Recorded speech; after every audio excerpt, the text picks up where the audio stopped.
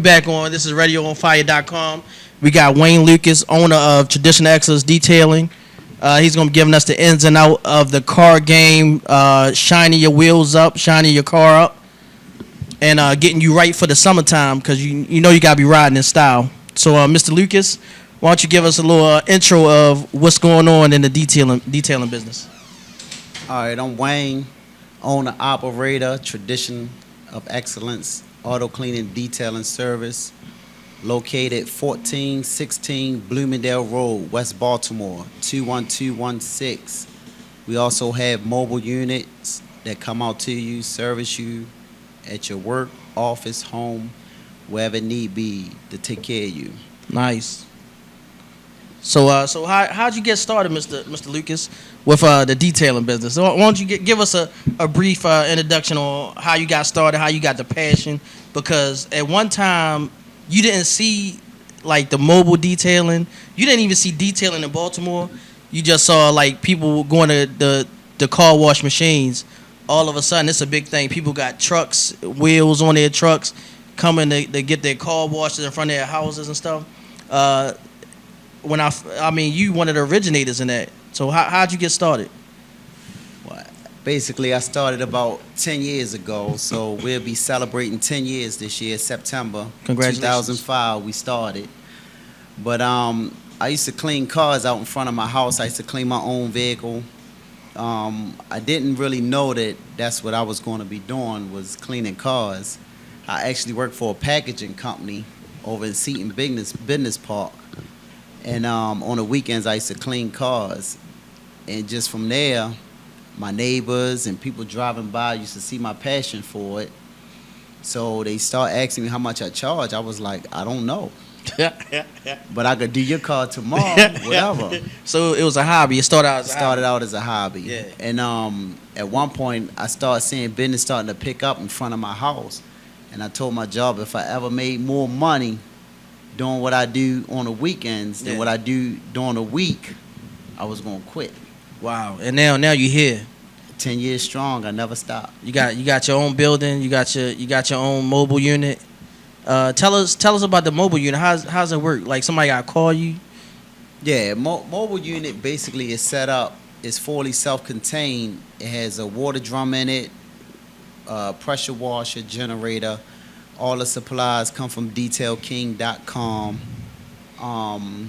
Basically, me and my crew, it's not a hustle to us. And we go to basic detailing seminars and all kinds of things that make us better in what we do. So y'all certified? Everything's certified? Gotta be. You can't advertise something that you haven't been trained in. That's right. I can dig it. I can dig it. So what's the like the biggest thing you ever like detailed? I like doing boats. Boats? You do boats? Yeah. So come on, you do boats? Yeah. Somebody called you to do a boat. Yep. I mean, how was that conversation? Basically, they call you up saying, "Hey, I got a 40-foot boat that needs to be cleaned, or maybe bigger than that." So you give them 3 different prices. It could be $8 a foot, $15 a foot, or $25 a foot, depending on what they want done, whether it's cleaning, detailing, or washing wax on it. And it's easy because most of the time the boats are already clean. And so what do they want you to wash? Like you got vacuum or whatever? Like what? Yeah, well most boats have kitchens in it, compartments in it, bedrooms in it. Okay. Mainly, if it's sitting in like the Chesapeake Bay, they want you to wash the salt. No, it has like barnacles on it or dirt around the hull. So sometimes we gotta actually get in the water and clean it. Get in the water, so you got suits on. Scrubbed up. Yeah, no, just jump in the water like we swimming. Man, fuck that. Yeah. Fuck all that. Man, what the crabs or something? Yeah. What the crabs or something start nipping at you? I don't know. Crabs eat dead things. Oh man. All right. That's extreme right there. But another like unique thing about your business is you do a lot of celebrity cars. Like how was that? How did you get into doing celebrity cars? Because on your Instagram you got pictures with everybody, and that's like out of all the detail businesses, I ain't never seen that. I never seen it. It's just basically word of mouth. and being able to treat your customers as if they're any other person other than a star, celebrity, or anything like that. So was it like a fad? They like, oh shit, they got somebody to come out to go to your house and say, all right, let me get. So is that how it started? They thought it was like a. No, it basically when you do celebrities and sports people and all that other stuff, it just they find out who could clean their car without being personal. If you could keep it business in anything you do, a lot of people support you. Without somebody saying, yeah, let me get your autograph. Right. And yeah, that's dope. So right now, your current accounts, can you say who you service, or you keep it strictly confidential? Yeah, I wouldn't basically say who I service. So what can you tell us who you have serviced in the past? And what extreme, like, don't go inside the trunk. Yeah, I'd rather not say, because I done been to different people's houses, and a lot of personal things go on. So I think that's what make me who I am and what keep my business growing. Okay. All right. What other unique things you got, like, besides the detailing? What else do you do? Outside of detailing, we do auto collision, dent and ding repair, windshield repair. Anything needs to be done, man. So you bring it back to life. Yeah. Nice. Dealing with awesome. the cars. So is there any kind of deals? Because I mean, my joint dirty right now. So I'm on your show, so I'm doing yours for free. I work for you right now. All right, that's what it is. All right. So is it a hard business? I mean, like, cause I know when I wash my car, I'm like soaking wet from sweat in like the first 2 minutes. Mm-hmm. Is it a hard business? Is it easy? What makes it so easy for you? How have you sustained so long and so so good and made it like such a trend? I mean, it's almost like the thing to do. If anybody coming up, the first thing they think to get like money is like, I'm gonna start a car wash. That's what people think. They think it's easy. Is it easy? No, it's not.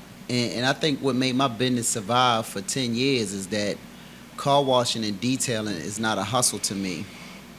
I take pride in what I do, and I train my crew the same thing, that whatever they do, whether it's car washing or not, you got to take pride in it. And if your customers believe that this is something that you want to do, they'll support you wholeheartedly and 100%. Even if you mess up, if they know this is something that you want to do and that you're not doing it just for the dollar, they continue to support you. So with my business, I never did it for the money, never. I always did it to please people and to please the people who caused that I was doing, and that's the way I maintain, being in business so long. So it's more of a passion. That's it. All right. So all right. That's what anything. If you're a baker, if you're a cooker, if you're anything, if you're a drug dealer, you gotta love doing what you're doing. Yeah. If not, then the person or your customer will go somewhere else. All right. Since you can't like tell us the secrets of who you service, can you tell us the exotic cars that you do and like the real like funny circumstances? All right, I don't want you to do this part, leave this alone, or the craziest things you found in cars, the most amount of money you found in cars. And I mean, that's any and everything. I mean, my shop is in the middle of the hood, not too far from ground zero from where the riots happened. Bloomingdale, Poplar Grove, 21216. Everyone around there, they support us, they love us. Anybody could come through there, whether you got a Maserati, a Bentley, or a beat up Ford. So you got Bentleys and Maseratis coming through. Absolutely. Bloomingdale, in the hood. In the wow. hood. Because we take pride in each car. We treat everybody the same. We love everybody the same. And it doesn't matter if they got something in their car or nothing in their car. We treat it as if it's a product, and we got to get it out in that fashion, clean, ready to go, and that's it. All right. How long do they have to wait? I mean, is it It depends. Any Friday or Saturday, it's bad. On a Saturday, any given Saturday, man, sometimes we might do 150 cars. Jesus.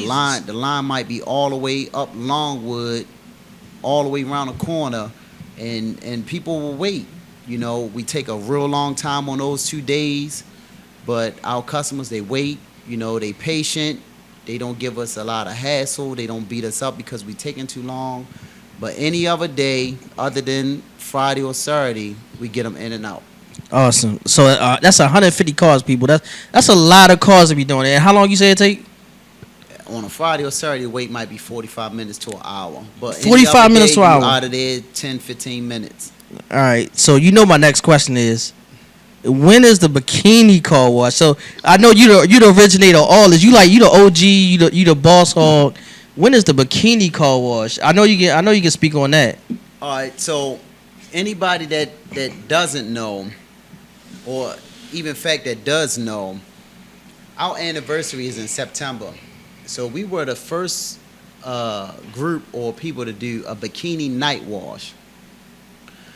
So everything was free. The food was free. The drinks was free. Everything was included. You just paid for your wash. And we had a pole in there. We had dancers in there. We had You had a pole in the shop? Absolutely. So halfway through the event, the vice unit came through. Right? The vice unit is a group of police that come through to shut you down. Special units. Yeah. Special unit. If you don't have the regulations and permits and license for what you do. They looking mostly for alcohol distribution. For people who don't have the alcohol licensing, and that's what they want. Like they want to see when alcohol. they first came through, they try to trick us, like, how much is a shot of Patron? We was like, nothing. You want it? You can have anything you want for free. This is our anniversary. This is how we celebrate. So he was like, well, where's your permit for the stripper pole? You gotta have a permit for a stripper pole? Yeah. It's considered to be a entertainment permit or whatever the case may Hold on, be. you can have a stripper pole in your house. Right. So- But those are the things that they're looking forward to. So whenever we do the bikini night wash, best believe that we're going to have a liquor permit, a liquor license, or an entertainment permit. We're going to have everything we need to have, even though we don't need those things. But just in case a vice unit come in this time, we can ask them, do they want to party? Wow. So on top of giving everything away for free, you also gotta get these permits. So how much do that cost you? It doesn't cost anything. If you have a one-day liquor license, it may cost like $60, or you could obtain it from somebody that already have it, and get them to partner with you or to sponsor your event. But a lot of times, if somebody doesn't want you to have that event, they can make a phone call on you just to have the police show up to shut you down. So petty. Anybody in Baltimore that's trying to do your thing, you got a lot of people that doesn't want you to do your thing. So just make sure you have all your eggs in the basket, all your corners squared away, and just make sure you're on point for when you do your event. That's the good. It's a good and a bad. It's a gift and a curse. But you maintain for years. I've seen people come and go, but you maintain, and that's like dedication and passion. So how far do you travel for mobile? It doesn't matter.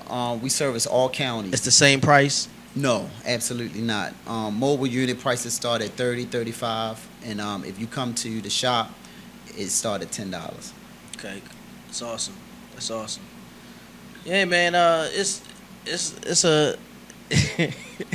It's a unique business. I don't know who could sustain as long as you have. Did the riots, when the riots was going on, did that affect you? Your business mentality? Did it stop your business, or did you keep going on through the riots even with the curfew and stuff? My thing is, and I heard y'all conversation before about the police chief, the mayor, and so on. Our people, anybody will take it as far as you allow them. Yeah. So my thing is, when I first moved to Bloomingdale Road with my business, you got to pay taxes wherever you go. You got to respect the people wherever you go. The neighborhood, yeah. Regardless of who I am or what I'm capable of. You see what I'm saying? I'm there for them. So I did things like free cookouts, fed the whole neighborhood, do free car washing, do stuff like that. You got to be able to pay your taxes and support people in what they need to do. Exactly. So when stuff break out like that, if anything, they protected us. Exactly. I get phone calls. You good around there. You need us. Nobody did anything to us or have been since I've been there because of the relationship that we have with the neighborhood. Awesome, awesome. And you don't get that like you said, the phone calls. If you don't have that relationship with the community, if you don't have that rapport with the community, you don't get that phone calls. All you get is my shop got broken into, my shop got destroyed, and that's what happened on North Avenue. So Not us. You know not what I yet. mean? You gotta be able to take care of the people that's gonna take care of you. Yep. You know what I'm saying? So, and you gotta be able to humble yourself. You know what I'm saying? So, our people, regardless of what the riots was, I wasn't here. I was in Vegas at the time, luckily. That was a perfectly planned trip. Yeah, but you know, my thing is, it for the people who shops that did get breaking into, you know what I'm saying, they was targeted. It was a reason why they was targeted. You know, so my thing is, if you're in a certain neighborhood, you gotta be able to be that neighborhood. If not, you become a threat or a target. Yep. Yeah, and that's kind of it's kind of messed up. Like we in this like day and age to where, you know, it's almost like you gotta give in. You know what I'm saying? I know a lot of business owners want to see more, you know, more gain than loss, but you gotta do for the community. And like if this way your growing occupation is, you gotta do for the community. You gotta help the community grow. You can't just be there like making a living off the community. You gotta build the community up. And like, so I mean, I know you was away in Vegas, so did you see a significant like drop in your money? Or Absolutely not. Business kept stayed going open every day. Wow. During the riots, before the riots, after the riots. And mind you, he was right up the street. He's Bloomingdale, like in Poplar Grove. In Belmont. Yeah, in Belmont, in the Poplar Grove area, and he was right up the street from like where a lot of mom and pop stores were getting broken into, and he sustained, and he gave you the keys of what he did to sustain, and he didn't even know, you know, what he was doing. He just paid his taxes. Well, what, you know. My thing is, when you were saying that, you know, you gotta give, you know, the people what they want. Now, keep in mind, I love God, and I'm a follower of Jesus Christ, right? So, with that being said, I do mixtapes, right? And that's the way I promote my business. You know, shout out to DJ Dynasty, Mike McIntosh, for producing the CDs for me. But a lot of people, they say, well, you went from completely edited, no cuss words, to full-blown ratchet music with cuss words in it, everything. But you gotta realize, if that's what my customers want, that's what I gotta produce. You see what I'm saying? So if it's everybody that's following me or supporting me is not church members or the clean music type of people, even though I may not listen to that type of music, whatever the case may be, I still gotta produce it because, like you said, I gotta pay my taxes. I gotta produce on what the people who support me want. So you got to let everybody know that, like, not only is he you know, a community activist, he also Wayne is also like heavy in the church. So what he was explaining was, like, he does mixtapes, promo mixtapes, and his mixtapes, they were censored. And after doing how many mixtapes? No, I've been doing. You don't even know. After doing about 50, 60, probably 100 of them. But the thing is, the people in the neighborhood say, man, why you don't have no cuss words in it, man? We want to hear the full-blown, shown-up versions of them. Yeah. And I made it happen. Yeah, so he had to give, like, the community of where he was at the full, you know, the full scope of music of the mixtape, and he had to uncensor it. He had to put the cuss words in, you know, so they could, you know, enjoy the mixtape versus the church, because he's also into church. But he also got some backlash from the church wanting to know why. Not necessarily backlash from the church, because that's a sticky situation. All right, my bad. And the reason why I say sticky situation. So who? I mean, it was just certain individuals that wanted to know why you. It could be customers. It could be customers. Members, all right, customers. But you got to realize the tail of tape. So if you have 1,000 family members, right? Yeah, you got that aunt. You got that aunt that's heavy in the church. Right. Hey, why are you doing this? Anybody, you know what I'm saying? Friends, family, whatever. So say if I know 1,000 people that's close to me or whatever, right? But only 5 of them come get their car washed. Yeah. Or I could have 3,500 church members, but only 5 of them come get their car washed. But I got 2,000 members in the neighborhood that come get their car washed. Yeah. Who are you going to accommodate? You got to accommodate the 2,000 people that's coming to your shop, that's in the hood, that love you, that's supporting you, compared to the 3,500 church members that's only 5 of them supporting you. Yeah. Or the 1,000 family members that's only the 5 of them supporting you. Yeah, Numbers don't lie. You right. Numbers don't lie.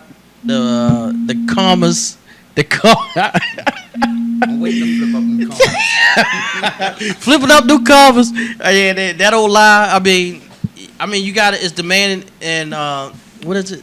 Demand and support. Demand and supply. It's demand and supply. You gotta supply the demand, and that's what Wayne is explaining. Basically, anyone could tell you how to run your business. Yeah.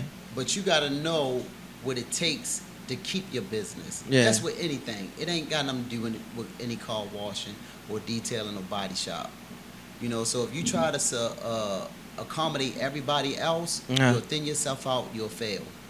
You got to be able to accommodate the people who support you and love them the same exact way that they love you. And even the ones that come through that don't love you, you got to show them love too.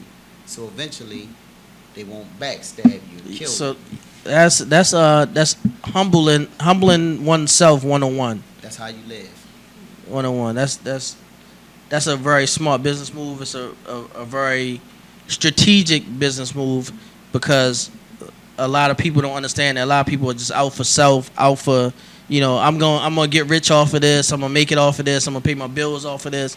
And a lot of people not worrying about the people around the community around them and giving back to them. And it got a lot to do with who's working for you also, because your workers, your employees can make you or break you. And that's also anything that involves with work. It could be a hair salon, barbershop, any store, clothing store, whatever the case may be. You got to be able to take care of your workers, man.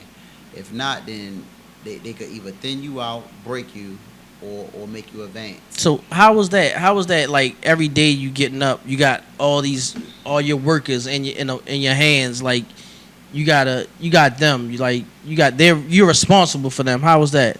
My thing is, man, anybody that's in business, you gotta treat your business as if it's a ministry, and that those lives and those people are looking up to you every day.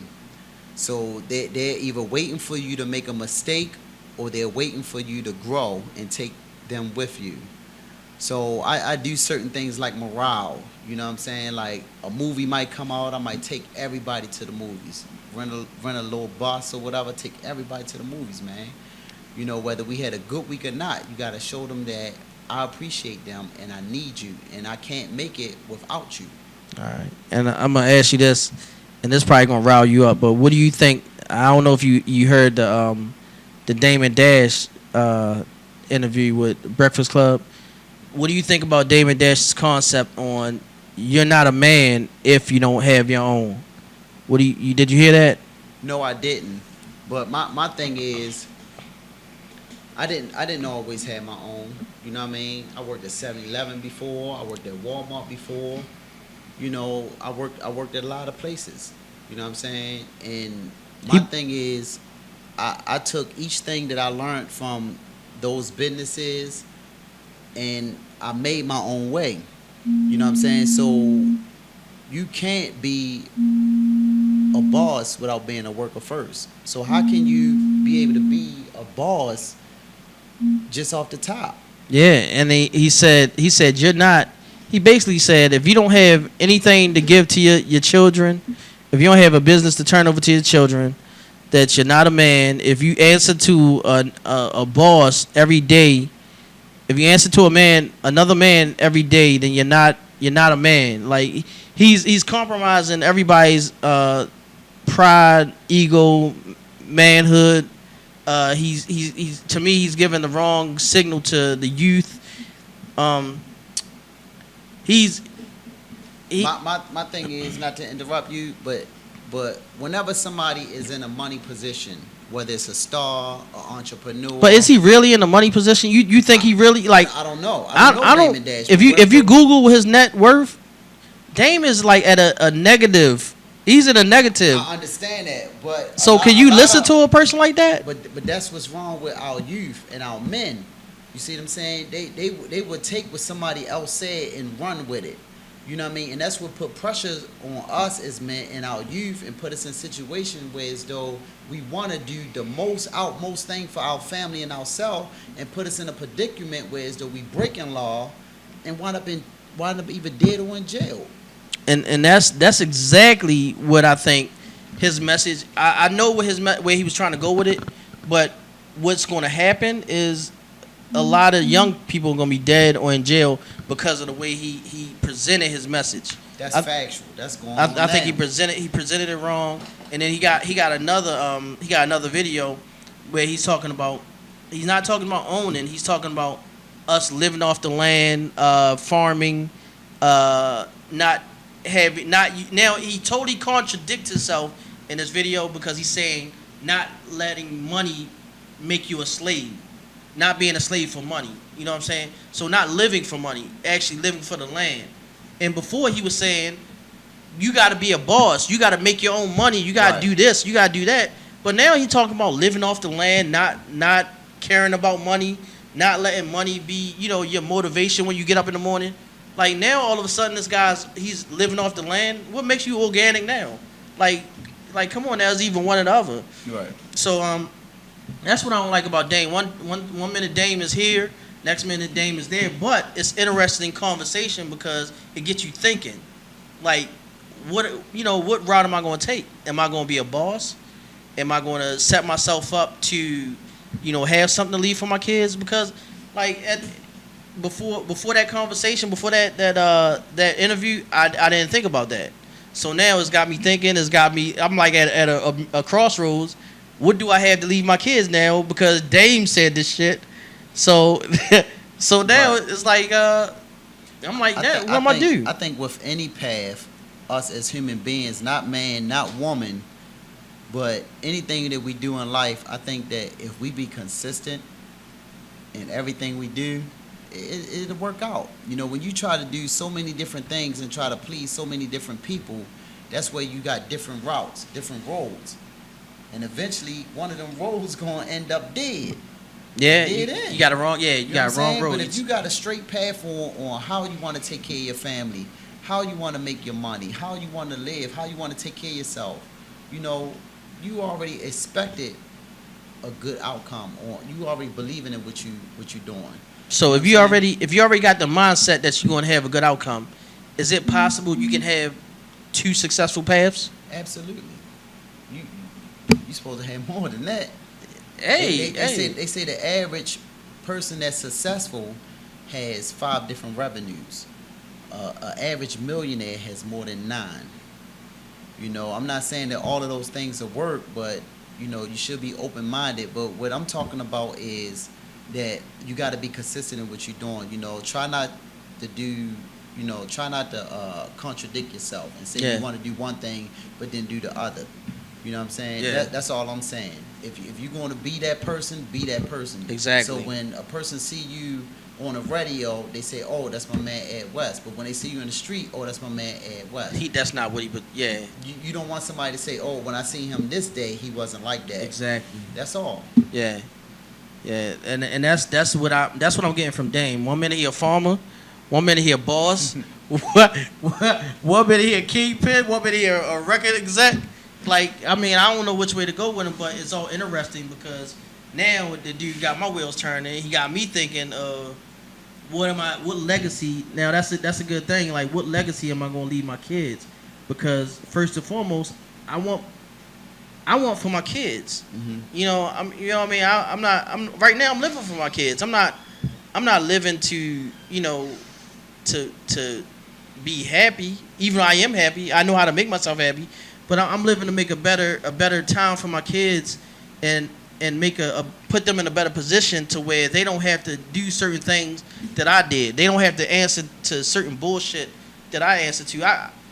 I get up to a 9 to 5 where I answer to an Indian, Right.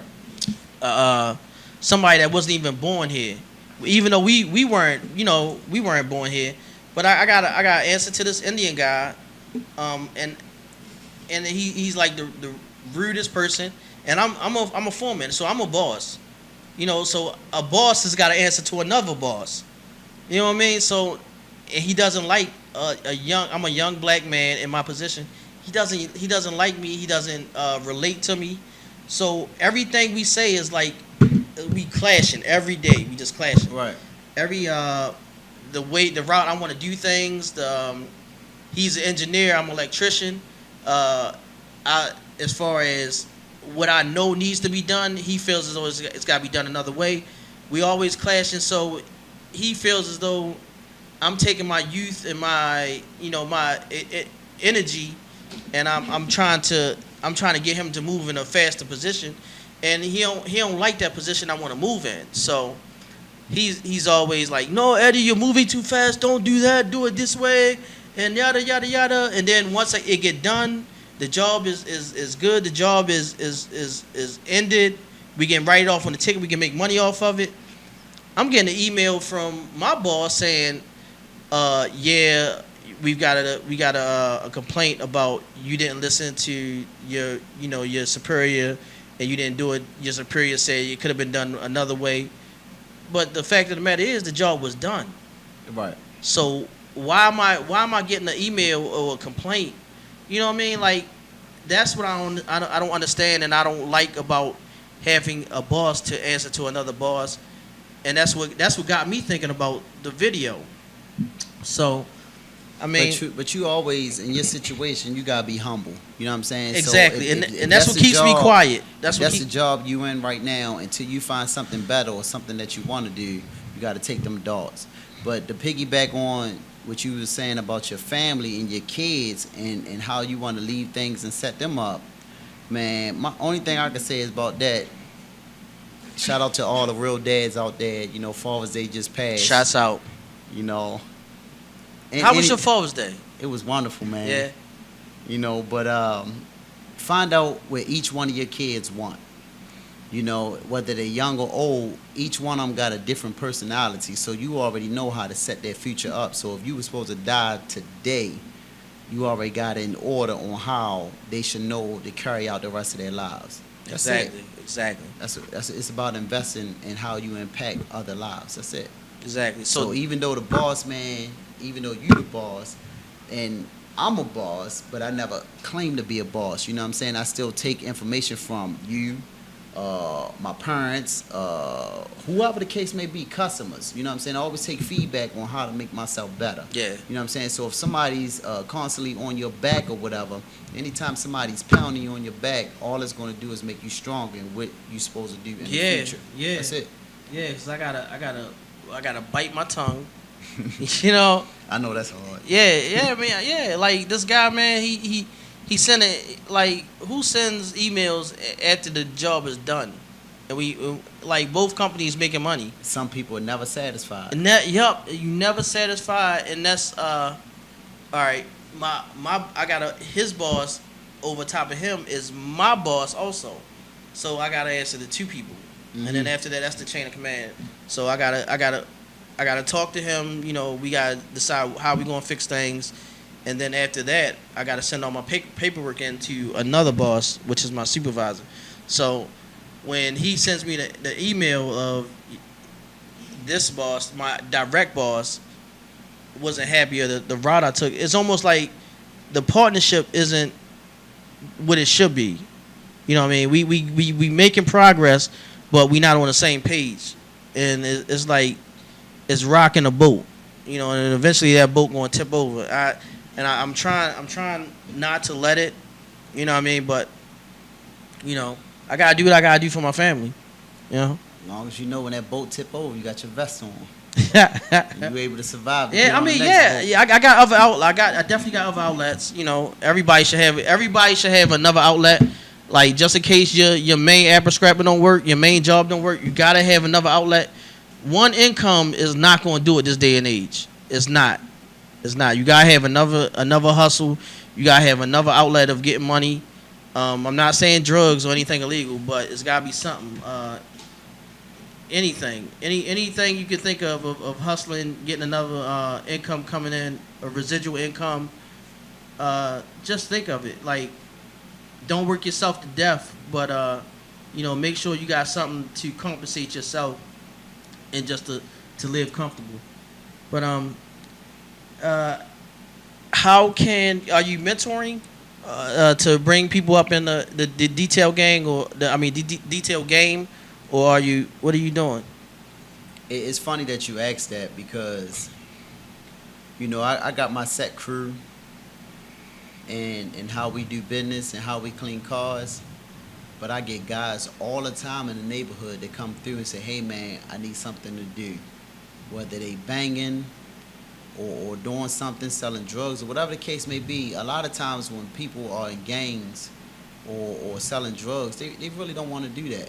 Mm-hmm. They want something else that they could be a part of. Mm-hmm. And, I give most of the time, I give them a chance. And some, I got a couple guys that been with me for a minute that's in that area, that's been doing good. They clean the cars good and they respectable, and the customers don't even know that they was in a bad position. And I feel as though, having the heart that I have, you got to give everybody a chance. You know what I'm saying? Until they prove themselves otherwise. That's basically it, man. Yeah, you got to. And I lead by example. So anytime somebody come through that shop, or if I meet them out on the street, I gotta lead by example because they are watching me. So where your son stand at? Are your sons gonna take over? Or? My son? Yeah. My biggest son, man, he just turned 16, got his permit, he doing good for himself. But I honestly think my baby son, gonna be the man. How old is he? He's 7. He come through the shop, he sweep up, he tell everybody who he gonna fire when he take over. He the man. So and like I say, I give a shout out to all the real dads out there, man. It take a lot to be a real dad. None of my kids were forced on me. I pretty much had my kids 5 days out of the week, if not all days out of the week. And that's rare. That's rare for a dude to have their kids all week. Right. It's rare. And women, if you have a man, a father out there that wants to be in the child lives, let them be a part of it. Nothing has to do with anything that was in your personal life or whatever. It's all about the child. So if they could be in there in the life in some way or some form or fashion, let them be there. Don't be difficult. All right.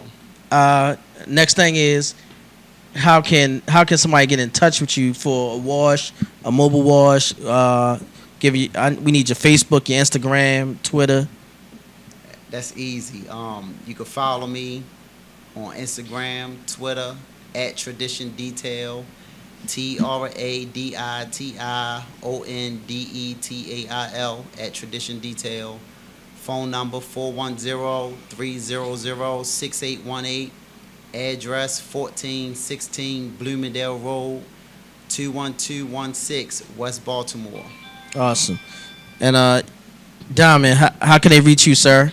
On Instagram and Facebook. At the Diamond K Show. And you can reach me, EddieWest.com, spelled out DOTCOM, on Instagram and on Facebook, Eddie Relationship Therapist West, and also Nina B Bartending. Yeah, I'm sure, fellas. I'm sure all y'all know how to reach her. We had to sit her down. She got above herself. So the powers that be had to sit her down for a week. So we'll see what's going on next week if she acting right. and get her back up here. But I appreciate you coming through, bro. It's been an Thanks for honor. having me. All right, and if we need you to come back, you know, to do a little demo, then Yeah, I need to come back because I was kind of upset y'all didn't put me in with the Bill Cosby and the domestic violence situation because I was itching to jump in, but y'all ain't let me. So I was humble and I was disciplined. So until next time. you see, that's a trait of a boss. Right. You know. All right, but I appreciate you. You know, that's our time, and thanks for joining in, people. And we'll see y'all next week. Peace. Maybach music. We blowing money fast on this.